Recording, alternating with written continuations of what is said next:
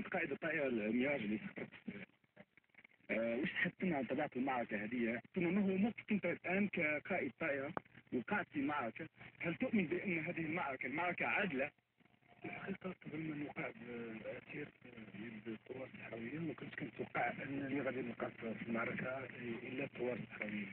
كنت كنتظر أن نلقى هناك يعني أجانب، هناك مرتزقة، هناك على حسب ما كنت كنسمع ملي كنت في المغرب.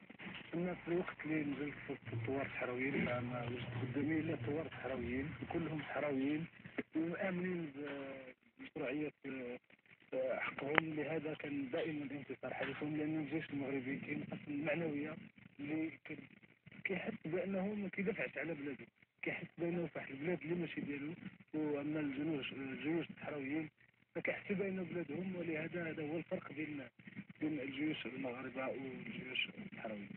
أما فيما يخص الحل ديال المشكلة كنظن بأنه